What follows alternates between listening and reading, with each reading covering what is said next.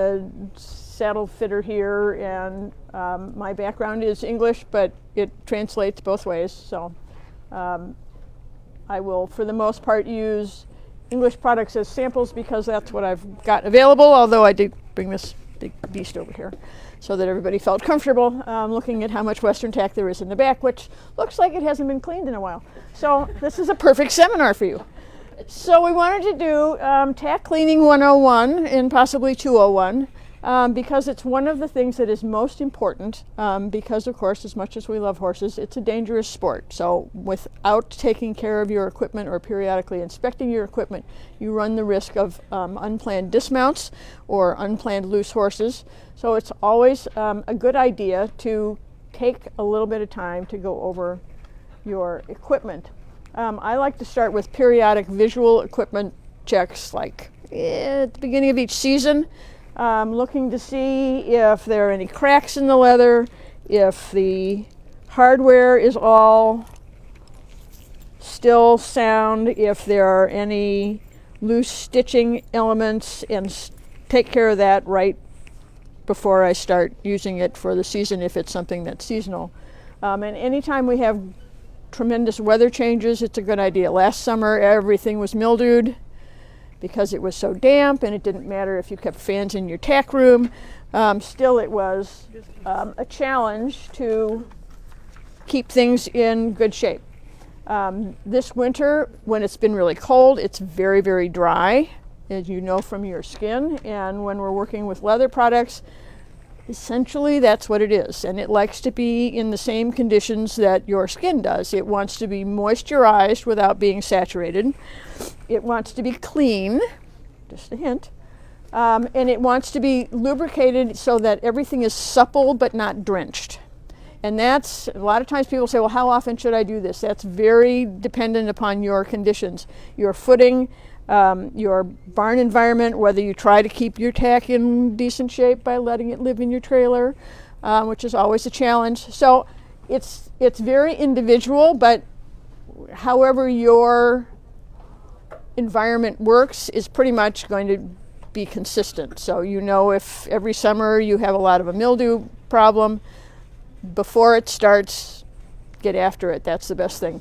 One of the best things I've found actually is at Home Depot or Lowe's, and that's those big tubs of desiccant stuff, and you open it up and it pulls the moistures out, and I keep one in my tack locker, and I keep one in my horse trailer dressing room, and my horse is boarded, but if it starts to feel overly damp in that tack room, I just get the big bucket size, and it really does a great job of pulling extra moisture out of the air. And when the bucket is, it's, I don't know, what is it called?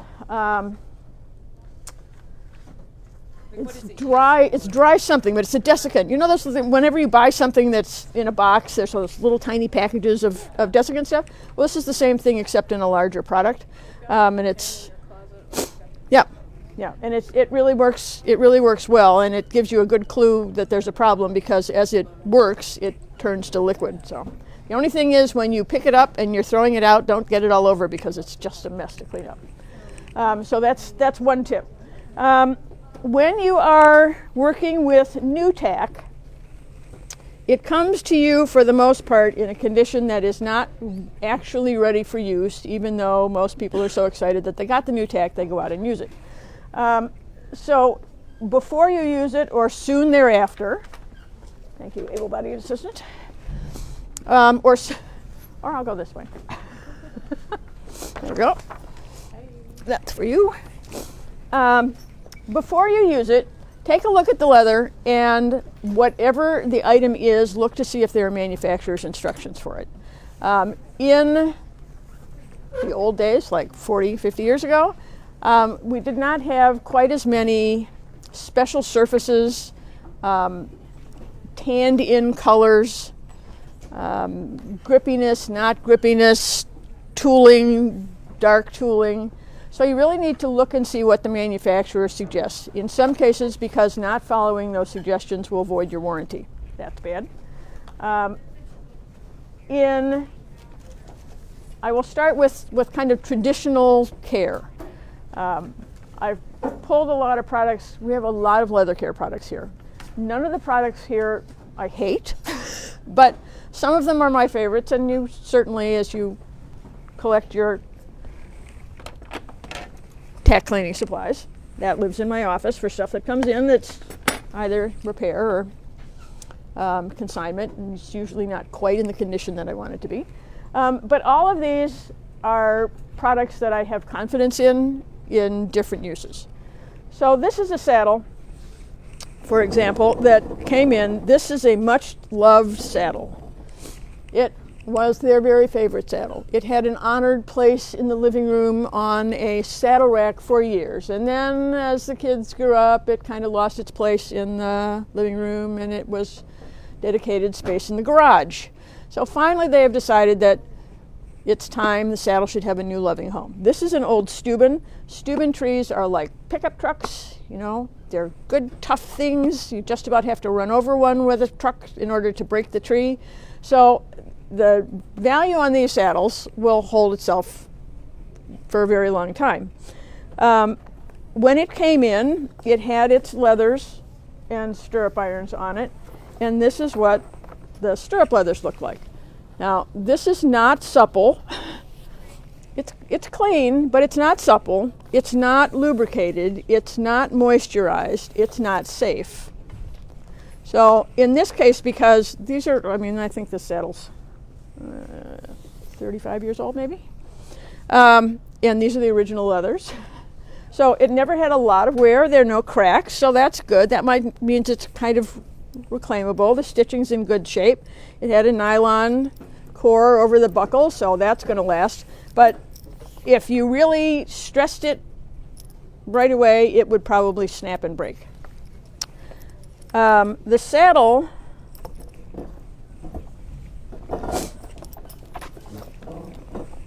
looked like that. It's not supposed to do that. It should not be dead. It should not be so soft that it wrinkles, but it should not be dry either. So in this one, because it's going to come to us for sale, the first thing I did with it, and no, I do not normally take them in and recondition them, but I happen to know this person who's consigning it to us, so of course I said, yes, I'd be happy to do that. So this is after a cleaning. Oh, one thing I should show you, is that. That looks way too familiar. Looks way too, yes. Yeah. Yes, seen in a tack shop or tack room near you. And that's one of the things that's, challenging about buying used equipment, is this is a really good saddle, and so it's reclaimable. But if it's not quite at top of the line and it started and it hasn't been well cared for, you really have to be careful in looking at it. And I'll go over, what to look for when you're looking at used equipment. But in this case, I cleaned it, and I cleaned it with Leather Therapy Wash because it has a nice anti-mold and mildew ingredient in it. There are several that do, but this is one of my favorites. It does not, it's very mild pH. It's neutral, so it does not harm the leather, harm the fibers, but it does its job. And while normally, because I'm cheap, I'm an advocate of put the product on the sponge, not on the item, because you end up using a lot more. In this case, because it looked like that, the first thing I did was spray it down with Leather Therapy Wash. Then I took a warm bucket of water. I used my dedicated sponge, wrung it out really, really well, and then went over in a nice circular motion on all of this. Now, once I had the leather prepared, because it was clean, I allowed it to dry naturally. I didn't put it next to a heat source. I waited, in this case, because it's so dry anyway, didn't take terribly long, but if you're cleaning, it might take a couple hours, but allow it to dry naturally. Then I started to oil it. Now, in this case, and when you are working with leather, except Western saddles, if you are oiling, you want to oil on the under or flesh side of the leather, because that's the surface that will accept it. If you put oil on this, it will not accept it, and it will still be sitting there tomorrow when you come back to do your next part of cleaning. But on the flesh side, In this case, so this has had 5 coats of oil so far. It will probably take another 5 because I put it on lightly and let it absorb, and lightly and let it absorb. Again, in this case, because this leather is so thirsty, it takes about 15 minutes.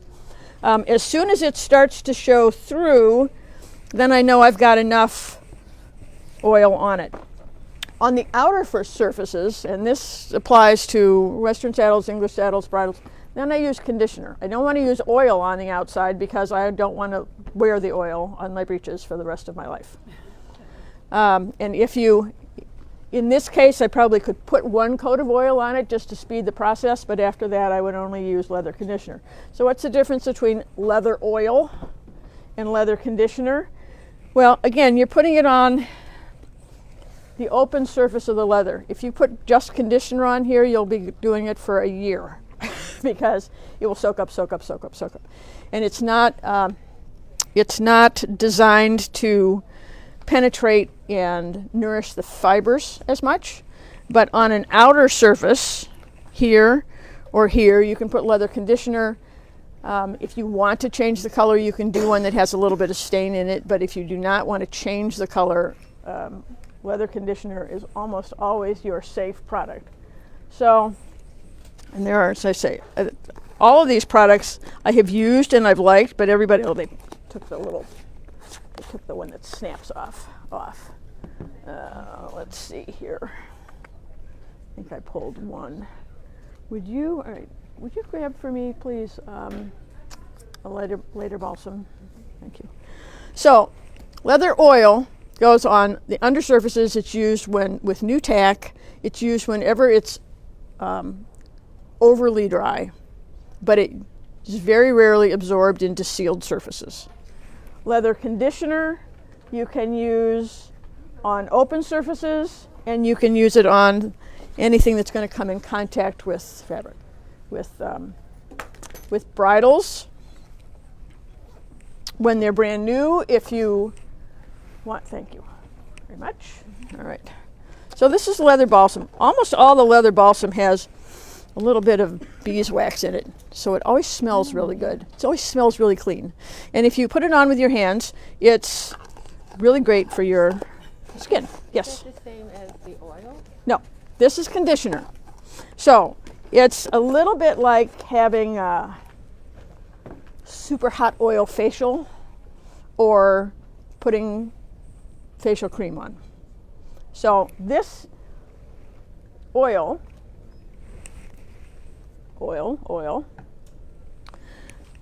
needs to be absorbed through the available surfaces on the leather. So that's almost always the undersides. And it's, you can paint it on. This has a paintbrush in it. Allow it to sit and have its first absorption of moisture. After that, after it's sufficiently oiled, then your regular care will only take conditioner. That's all you'll have to put on it. And on the outer surfaces of saddles, put it on it. On straps that get wet daily, flash strap on a bridle, when you clean it, if it's got horse spit on it, it's going to be dry. So after you clean it, put a little conditioner on it. I like to rub it in with my hands. I like to rub it in here with the hand just so that I can feel it, so that I know, what the leather, it's kind of like going over your horse's legs. You know what the leather feels like. You know if there's anything different about it. You know if you're starting to get enough oil in it because you can feel the oil coming from the other side, and you know that that's time to stop. And if you do everything in moderation, in light coats, then you don't go too far. I have never been an advocate of it, but I know that there are a lot of people that do it and like it that way. When they have new bridle, they'll dunk it in a bucket of oil and then let it hang to dry. There's a girl at our barn who had a pair of side reins that were kind of dry. So she very nicely cleaned them, and she put them in oil, and she put them in a Ziploc bag so that the next day she could take them out because it would have absorbed it well, except she forgot about it for 2 weeks. So she now has this kind of overcooked pasta that will probably never dry out, but she will be cleaning and cleaning and cleaning. And I said, well, look at it this way. You won't have to worry about conditioning it because she has to try and pull it out. Actually, she could, everything she buys, it has those little desiccant things, or if she wanted to put it in rice and pull it back out, that would help. But it's pretty much the ship has sailed at 2 weeks of being in oil. So that's always my concern. If you over oil, a couple things happen. One is the fibers in the leather just kind of give up. The stitching, if it's linen stitching, it will absorb the oil, so you will weaken the stitching. If it's nylon, then it doesn't matter too much, but it will weaken the stitching. Any place there is a seam, like on the seat of a saddle, you want to make sure that you don't get oil in that seam, because while it seems it's just going over the top, it's really being sucked in through that line, and the foam that's underneath is not designed to be oiled, should we say. Okay? Questions so far? Okay. All right, so we have new tack. When we have new tack, the first thing you need to do is, after looking at the manufacturer's instructions of how they want you to take care of their tack, the first thing I do is clean it, because it's always in shipping has some kind of a sealant or a protectant put on it. So I clean it with a mild pH balanced cleaner. If it had a lot of wax on it, which not much tack does anymore, but some of the European tack that will come in and it looks like it's got kind of a film on it, and you can move it a little bit with your thumb, that's wax. The thing that I like for wax removal actually is good old Kirk's Castile soap.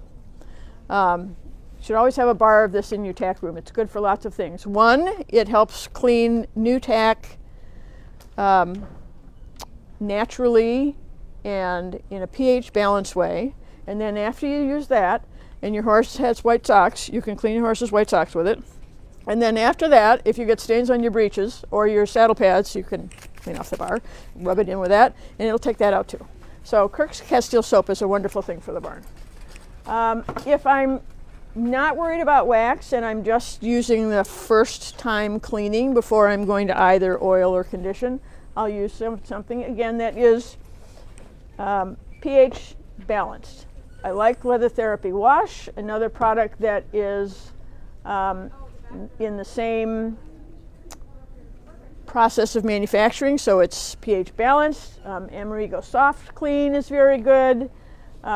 Sterling Leather Therapy is very good. Bic 4 is very good. If I have something that's really dirty or something that's used and I'm trying to help Fieldstone Farm get ready for their tack sale and it really needs to be cleaned or it's got mildew on it, then I'll get a little more aggressive. And some of our more aggressive cleaners are Bic 1, which says right on there, aggressive and effective. So that's for getting a lot of dirt or mildew or mold off of something, because it will kill it. Another one that is aggressive, who else did I pull out for that? I did not pull it out, but this company, FX Combi, is another one that is really good. If it's over-oiled, if it's dirty, if it's mildewed, it will pull it out. The only thing when you use an aggressive cleaner is right afterwards you need to add conditioner. It's like putting something that's really aggressive on your skin and then you come out like that, you need to put conditioner on it. Same thing with leather. If I want to make this saddle darker, now my goal was not necessarily to make this saddle darker, but on this side where it lacks moisture, it should have more of, when this saddle was new, it was one that had a lot of wax on it. The first thing that should be done is take the wax off. Then you've got a nice receptive base, conditioner on the outside, oil on the inside, light coats until it starts to have more of this feeling. Now this again will take several more coats of oil before it starts to feel pliable, nourished, and healthy again. As long as I'm cleaning, I want to make sure that my saddle tree and saddle parts are in good condition. That goes back to when you're checking things at the beginning of the season and inspecting. One of the things that you want to make sure of on an English saddle is that your stirrup bar is tight, because that's what's connected to the tree. That's the saddle tree before it becomes a saddle. So your stirrup bar is usually riveted here. The head plate is riveted, so sometimes with an older saddle, or one that you're looking at that's used, if you make sure that everything is tight here, if you hear a squeak, that's an indication that there's a loose rivet in the head. Or if this stirrup bar is cattywampus, that tells you that its connection to the tree, which is a rather important safety element, may be compromised. Are these things repairable? Yes. Is it cheap? No. So better to find out on a nice saddle before it goes too far, or to know that that's maybe not the saddle you want to invest in if you're looking at something that's used. Not all saddles have wooden trees. This is a traditional wooden tree with spring steel reinforcements. So if you feel a lot of flexibility here, where there shouldn't be flexibility, that's an indication that you have a tree problem. Again, let's say your horse gets loose, falls down when you're wearing your saddle. Those are the things that you need to go over and make sure that you can have more unseen damage than you thought you might have had.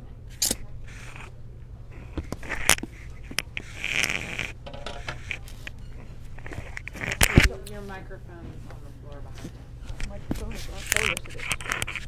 Probably can't hear me now. Could be good. You never know. Nope, doesn't go that way. Goes that way. Okay, we should be good again. Thank you very much. All right, so we've looked at our saddles. I gave you a handout that has parts of the saddle. Why do you need to know that? Well, conversationally at a party, you never know. Might need that. But if you're looking for something that you are trying to buy or something that you're having repaired, it's good to know what that item is called so that you are on the same page as far as where your problem is. Ditto for bridles. Also, when you come in and you have somebody that says, oh, I really don't like anything that doesn't have a wide twist. No, here. So that your language is common in your conversation, it makes it ever so much easier when you both know what you're talking about. So that's why I gave you the parts. The other sheet is the process for preparing new tack or maintenance of regular tack. All right, now be honest, how many of you clean your tack after you use it every time? How many of you, I said be honest, and it's just good. How many of you clean your tack once a week? How many of you only clean your tack when you're going to a show or clinic? Okay, all right. So if you would develop a habit of at the very least wiping it off after you used it every time, it would last much longer. But then you really need a regimen of periodically, I will take this stuff apart and look at it. Why? It's a safety issue. If you use something every day and you think you might replace it sometime in the next decade, it really is important to look at the stitching, to look at the important safety aspects of your saddle, to see if the billets that you absent-mindedly put on 4 on one side and 5 on the other are actually coming unstitched. See, I've been to town before. I know all this stuff. If you wipe it off every day, it takes you 5 minutes. And then your cleaning process is not such an ordeal. If you never do it unless you're absolutely forced to, and I'm a horse show official, so I realize that clean tack is no longer a big thing as it was when I was a kid and was told if my tack was not cleaned, I would be out of the ring or failed on pony club. It really, really, really is important. Your tack is your safety net when you are riding. And more people need to change it. I cannot tell you how many times I have seen stirrup bars that are bent. Well, if it's bent a little bit and life was lucky, that's good. If you have stirrup bars that lock, so that goes up, and it should be hard to lock. Because when your stirrup, if you're out and your horse takes off and you come off the back, if your stirrup bar is locked, it will stay locked. and that stirrup leather will stay there, and you will stay connected to it until it either breaks or your foot becomes loose. If your stirrup leather is not locked, your stirrup leather will come off if you go off the back. It may take a little while, but it will come off. If you are riding to hounds or going up and down hills, you don't want that stirrup leather to accidentally come off. That's when you intentionally lock your stirrup bars. That's why it's there. A lot of new saddles now do not have bendable locks. They just kind of have a curve, which if you're doing that is not as safe as it used to be, but it also doesn't let you absent-mindedly lock it when you don't mean to. And if you lock it and you never lubricate it, trust me, it's locked. So another safety aspect. If you are looking at a piece of used tack, the thing that you do not know unless the person you buy it from you know, and you know what their cleaning habits are, you really have to look at it carefully and inspect it and make sure that the stud that's in the bottom of the cheek piece or the end of the rein is actually stitched in there and tight. If there is a nylon core on the leather, is it in one piece? If it's supposed to be stitched here or has a keeper here, is it in one piece or has it never been cleaned or oiled, like the stuff you own, before you add this to your collection of tack? Reins in particular, because they're close to the horse's face and the horse eats grass or sticks his head in a bucket of water, because that's when they're thirsty and that's when you let them have some water in your trail ride. That leather gets wet, and if it's not periodically conditioned, then that leather can snap when it's an inappropriate time. Okay, I'm a big leather care whiner, so if you show me stuff that is not cared for properly, I will whine about it. What do you do with the silver? Silver you have to be really careful with because you want it to look like this. As with leather care products, I'm a big believer in spot testing to make sure that if you do not want it darker, that the product that you're using is not going to darken it. If you're using silver cleaner, that it actually cleans it but does not remove the plate. If it's solid silver, you've just invested a heck of a lot of money in your tack, number one. And number two, you can be a little more aggressive with it. But if I'm cleaning silver, I like Haggerty's, and I put it on the rag and not directly on that until I know what it's going to do. If I'm doing like the little button here, I'll put it on the corner of a paper towel. Simichrome is very tough stuff. It will take stuff that is black and make it silver again, but it will also eat it if it's not supposed to have that. If I want to be super mild or I want to clean a bit, I'll use diamond paste because it's non-toxic. So if I don't want to feed it to my horse, but if I end up with a little bit of residue on the bit, it's not going to hurt them. It takes a little more elbow grease to make it work because it's non-toxic, but at the same time, that's what you want for that. I just about have to put a bit in the dishwasher after I use Simichrome because this is definitely toxic, but it works really well. Somewhere in the middle is Haggerty's, and that's probably the most popular product for cleaning silver on Western tack. If I do have a time shortage and I don't want to just leave my tack, there are a lot of companies now that use leather cleaning wipes. I'm kind of a purist, so I'm not a wipe fan, except if I'm really in a hurry, if I'm going into the show ring and I don't have time to clean it and it's really dusty at the horse show, or if I'm cleaning something like leather gloves, wiping off riding boots, then my favorites, if I use them, are the Oakwood and the Lexol, because it's a cleaner, it's not aggressive, it will take off the dirt without taking off the finish of the leather. Sometimes in the summer when it's really sweaty, because I wear leather gloves, I will take a tack wipe and just wash my hands with it, which is actually cleaning the gloves. So that's a good one. So we know that tack cleaning is not a daily process. How about your boots? After you ride? Once a week? Once a month? Because you're going to go to a horse show? Never? Only when the zippers break? Okay, all of those things. Boot leather. Now, Western boots can take a little more. They're a little tougher usually, although a lot of them now have color that is not so much in the leather, but in its tanning process, it's applied to the leather. Sometimes you find that in a dark chocolate saddle. It's not because the vegetable tanning is getting to be too expensive and a lost art. There are a lot of chemicals that are now used in the tanning process, especially when they're adding colors. So you have to be very, very careful with anything that's colored. If the cow didn't come in that color, you have to be really careful with working with it.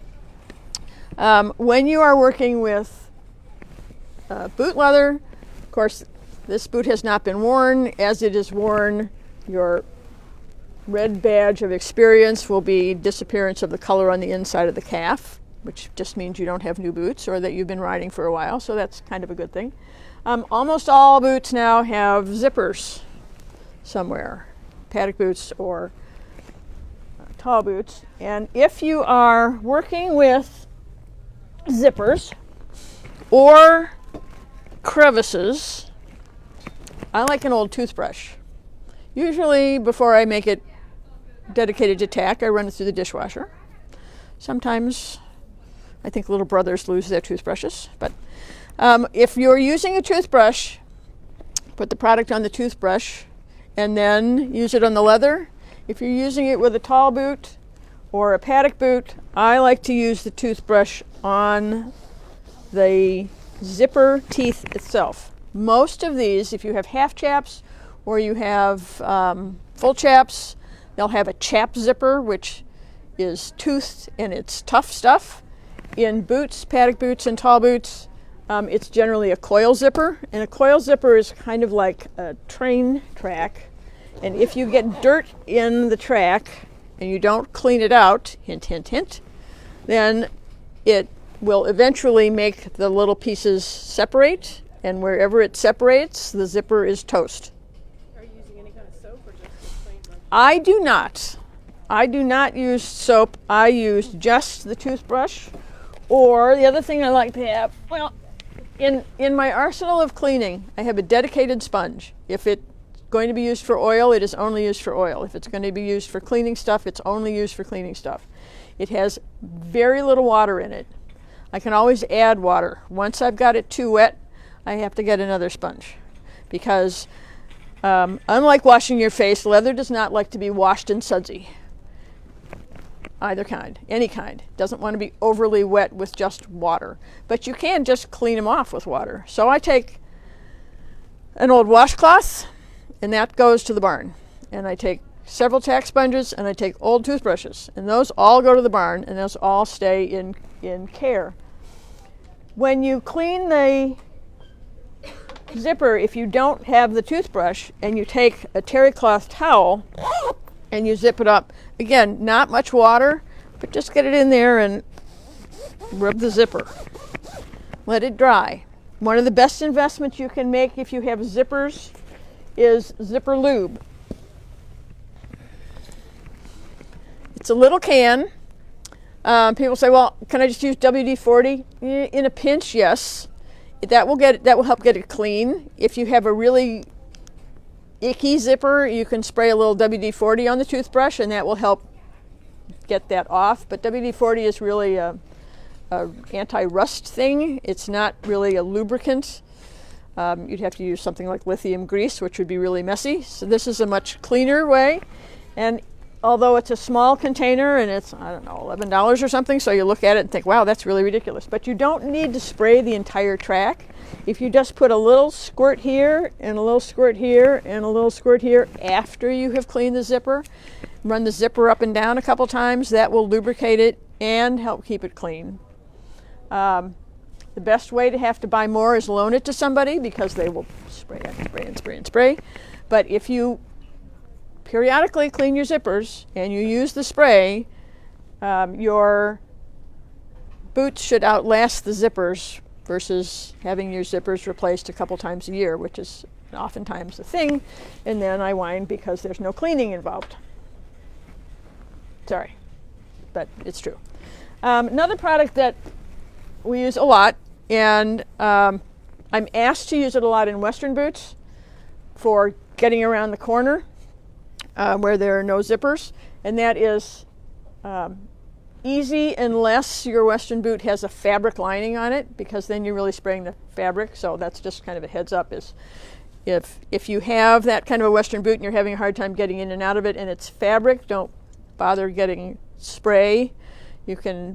I can put mechanical stretchers in it, and a cobbler can put a mechanical stretcher in it, but just putting this in. But if you've got tight boots in the beginning, a little bit of shoe stretch, emphasis a little bit, not soaked, a little bit, several times if you have to apply, a little bit will be a good thing, and stretch it.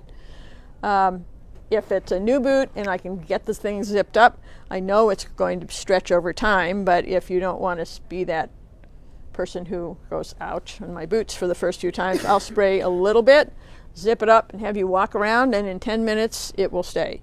If you're going to do that and then put your boots in a box for 6 months, you'll have to do it again.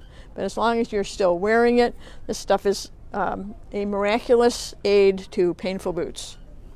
But for Western boots, if there's fabric in there, it won't work.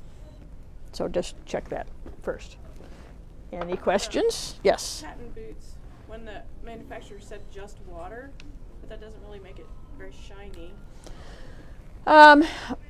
That's a good question on many fronts. One, I like to, if it's available to me, use warm water. Two, most barns, at least in this area, have well water, and if the water is really hard or it's got iron in it, it will be dulling. That's what they end up looking really dull. So they look really dull. If it's a patent leather and you want it to be shiny, we have a product, that's up at the other end of life, that De Niro makes. There's a neutral polish, but they also have a clear gel for patent surfaces or brushed, and that will bring the shine back. Of course, if it's a regular leather, then you've added a step to your cleaning requirements, and that is you need to polish. So boot polish has changed quite a bit over the years.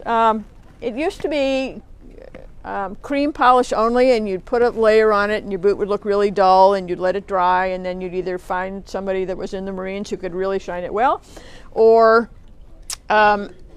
take a horsehair brush, or well, it used to be a pair of nylons, but I don't think anybody wears those anymore, do they? Knee highs? How about knee highs? You can polish it with that.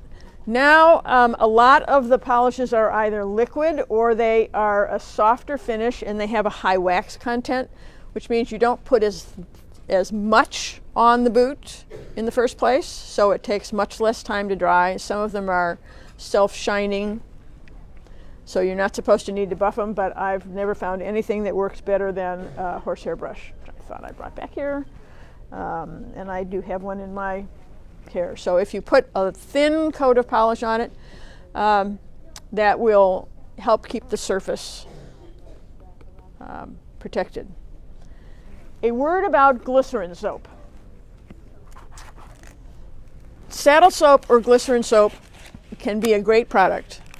It is a little pH basic, and it will tend to dry if you put a lot on, which is, I'll go back and say, minimal water on your sponge, not a lot of sudsing, not a lot of soap. So glycerin soap is great, but every once in a while you do have to clean it off. You may have to use something that's a little more aggressive and follow it up immediately with conditioner. It is great if you have bar soap after you clean a saddle, not tooled, but a flat layer. If you want to keep it clean, or you want to keep your boots protected, or for some reason you've got a loose leg and it squeaks a little bit, if you take the bar dip the bar in water and then rub the bar on the soap, on the tack, it will put a nice protective layer and keep the dirt off and actually make it easier to clean as you go on because it's had that protective layer. And it does, but it is a surface only thing. So periodically, if you use too much water and you end up with a lot of suds on your tack, or you get a little crazy with a glycerin soap and get a bunch on there, you find that the leather becomes kind of dull. It doesn't look healthy. Then it needs to be cleaned off a little more aggressively with your sponge or yet another dedicated washcloth and really get in there and rub it. Almost all the boot manufacturers now say wipe your boots off with a dry towel, and then if you have horse skin oils or dirt, wipe it off with a damp towel. You may have to get a little aggressive, and if you have to get if it's a pain to get it off, then use one of the neutral cleaners. Allow it to dry naturally, and periodically give it that protective layer of polish. The cream polish does a really good job of nourishing, but it's harder to use because you have to buff it off. So if you're going to use one that's a little bit faster, then it's thinner and it's faster, but it's not quite as nice a conditioner. Probably one of our most popular products, especially for Western tack, because it doesn't change the color, and Western boots, because it does not change the color, is a product called Black Rock. So it doesn't take a lot. Again, I wet the sponge, I take a little bit of Black Rock, work it into the leather, and if you allow it to dry and you don't get it super wet, it will not take it long to get back to its original color and condition. If you have, I cleaned my boots, so I didn't have a dirty boot. But here I have a barn shoe. So in this case, I have to go somewhere where it doesn't look like I'm wearing my barn shoes. So I can take, and this is a damp sponge, a spritz of this. And I can go over the dirt. All of my clogs that have seen better days become barn shoes. And then I can take, with a rag or a sponge, a little bit of Black Rock, rub it in,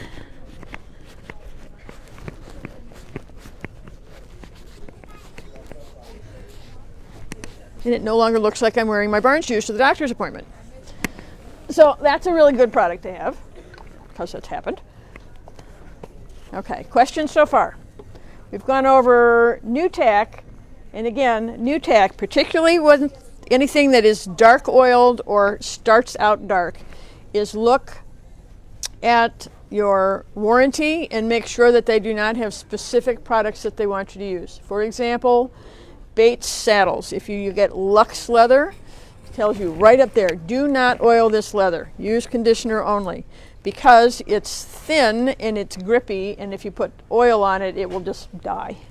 And it will take forever to get it back. So you use conditioner only, and they want you to use their conditioner because it improves the grip of that leather. Many companies that have leather products now have their own line of products. One, because they want to sell you more products, but two, because the ingredients in it are involved in nourishing and protecting and extending the life of that leather and that kind of color. So while if you're going to be generic, which is most of the time what I do, then I go with pH neutral, non-color changing, non-aggressive, and then I always have a little kit of what I need to do if it's really filthy, not mine, borrowed and gross, and I want to return it in better condition. I keep that little stash of products too. But I will say, wipe my tack off when I take it off my horse. So, and all of my stuff is old. And it's old because I was always taught you should get the best equipment you can afford and take care of it. And if you're getting equipment that is not the best you can afford, but that's what you're getting at that, then it's know that it's not the same quality of what you want, so you really have to take care of it. So my philosophy is take care of it, and then if you want to get rid of it, loan it to somebody. And then when it's broken, you can get another one. Any questions? What do you wipe it off with after use? Just a towel? Dry towel?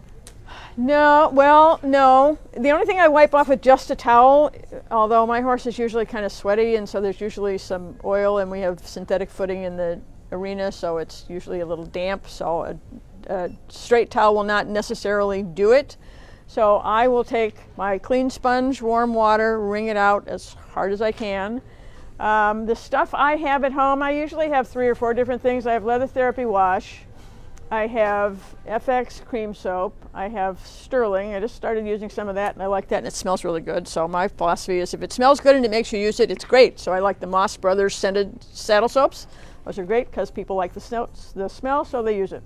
But I'll take one of those products, spray it on the sponge, wipe off the boots. The boots and saddle and everything. The boot, yeah. Yes, I use the same product on everything other than the bits. The bits I just wash off and towel dry. But just wash with soap and water and towel dry. well, if you can leather product, I wouldn't call any of those cleaners. Well, I guess at least FX calls it cream soap, but I use a basic pH neutral product. If when I finish wiping it off, it feels dry, particularly flash straps. If I'm using my snaffle bridle, it usually has spit on it. So I'll clean that, clean everything else, and then the last thing I do before I put it away is I'll take a fingerful of Later balsam and go over that tack. Billets. We talked about oiling things. Some things should not be oiled. Stirrup leathers usually should not be oiled. Billets should not be oiled. And the reason for that is that you do not want them to stretch. So they like conditioner because you want them to be supple, but you don't want oil because you don't want to saturate the fibers, weaken the fibers, and then make it stretch. Now, this kind of stirrup leather is leather. Popular choice now is calfskin over nylon. Calfskin over nylon is awesome because the nylon will not stretch. If you have this kind of leather, periodically you have to remember when you're cleaning your tack, take it off and switch the left and right, particularly if you get on from the left all the time or you don't use a mounting block, because that over time will stretch it. You know, it might only be half a hole, but it'll stretch it and then your stirrups will be uneven. But now with the leather covered nylon, it won't stretch, but that thin layer of calfskin is delicate. It's like good gloves. So you have to be nice to it. You have to clean it with definitely neutral stuff. It does not like aggressive cleaner. It wants neutral cleaning, it wants to be cleaned regularly, and it wants to have a light layer of conditioner on it so that it's supple and doesn't wear through, but it's not, you know, your stirrup leather's that thick and it's not that much calfskin. It's calfskin which is fairly thin over nylon, which is very strong. A lot of the tack now, because tanned leather is so ridiculously expensive, the tack makers cheat just a little bit, and they'll put a thin layer of nylon on the inside because the nylon is tough, but the leather looks like leather, obviously. So that's how they make their equipment affordable, because if they continue to use this kind of leather now, it is so ridiculously expensive. And you can buy a bridle, as you know, for $34.95. You can buy a good bridle for $150 to $300. You can buy a really good bridle for like $1,000. I don't know that many people that want to put $1,000 into a bridle. I don't know a lot of people that want to put $300 into a bridle. So the more you go down, it does not mean that it is not serviceable product for your use, but it does mean that you need to watch the stitching and the hardware and the integrity of the product in the middle. Because again, we love our horses, but we are involved in a dangerous sport. And they call them accidents for a reason. So with a Western saddle that you do not want to get darker, make sure that the product that you are using is not, so color test it, make sure it's not going to make the saddle dark when you don't want it to be. So that's going to be, for my experience, the Leather Therapy conditioner, which has, I have yet to have a product darken with this particular one. Lexol will usually not darken. The washes do not darken, and unless you have stain in your leather conditioner, Later Balsam will not darken. It will make it pliable. If you want to have a sealed surface, then Leather New, which if it says it's self-polishing, that means it's going to seal the surface. I don't particularly like it on this kind of tack, but if you want to do it on this kind of tack, then that's okay. If you want to have some water resistance, one of the ingredients in Black Rock, and that's why I use it on some products that I want to shine up and look nice, is it does have carnauba wax in it, which if you wash and wax your car, that will sound like a familiar term.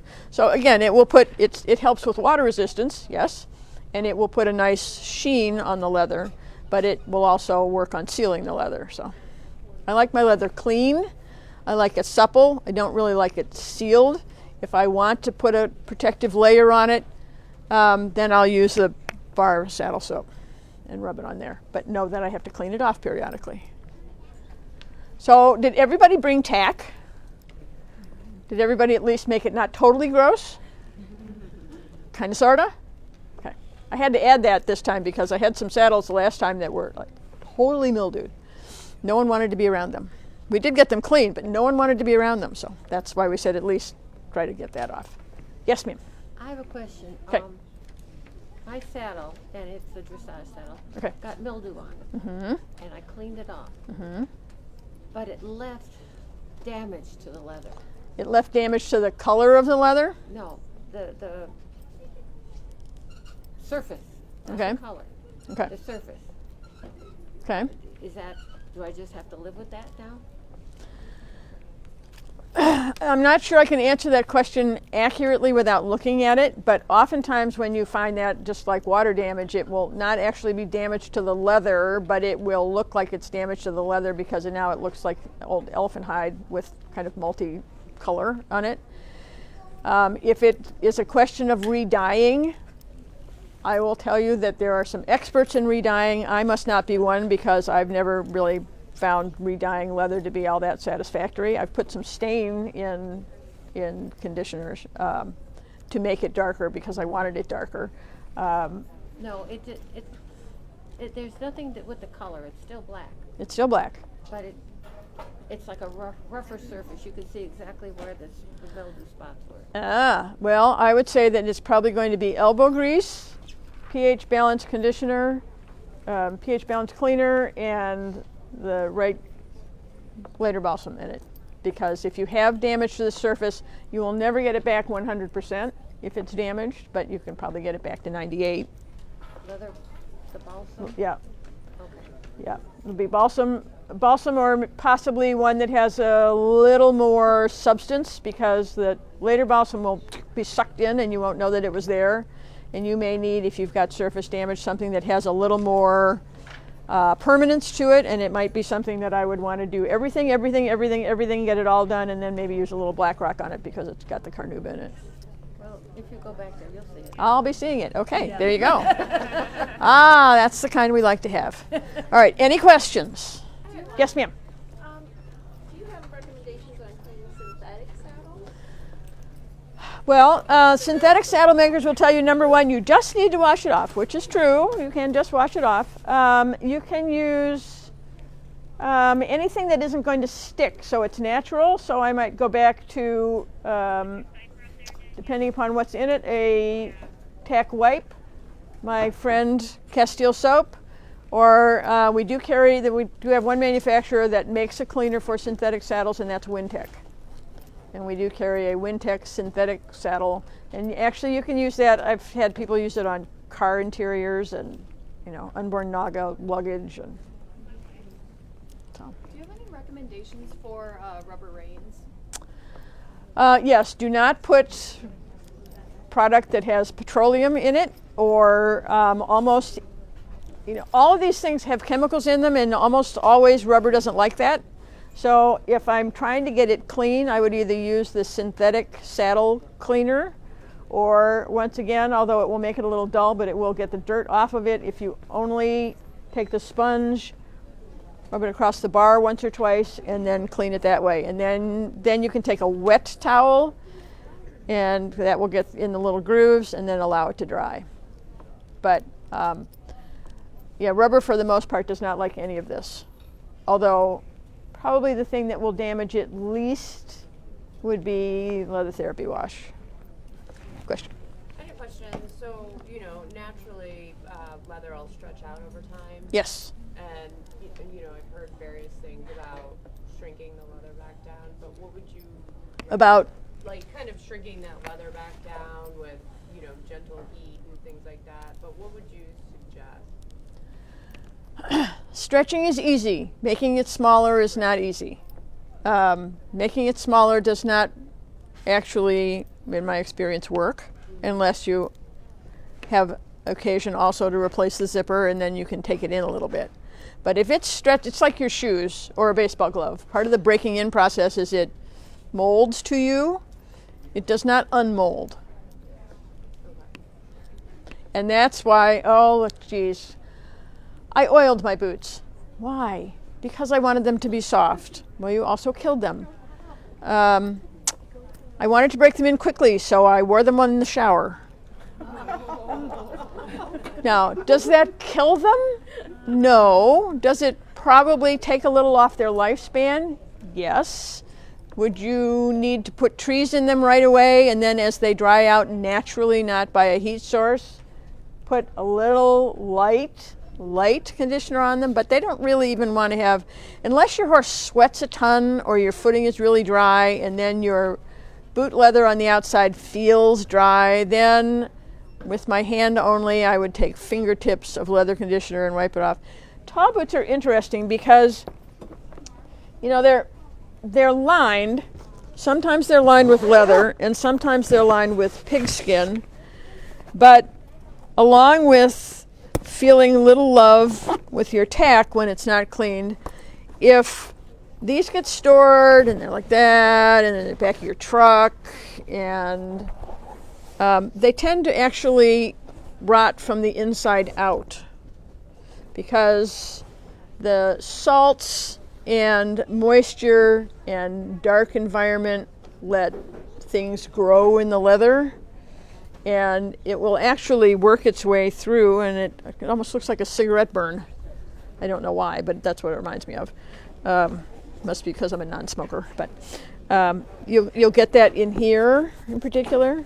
So the best thing you can do to extend the life of your boots is, while these are great shapers when they're new, they do not allow air circulation, so I don't really love them for in-service use. I like something that allows the air to circulate, or is cedar, because that will pull the salts back out of the leather, and so that will extend the life. But if the boot is truly stretched out, the only thing you could put on it that would make it want to go would be so aggressive it also wouldn't be good for the leather. But, I mean, yes, I've had people put ammonia on them. If you don't have any of these, or you're a totally naturally product-oriented person, some things that you can put in your tack cleaning water, particularly if you have really hard water at the barn, is can you put a little vinegar in it? Yes, a little vinegar in it. That will help, just like it does cleaning your floors or anything else.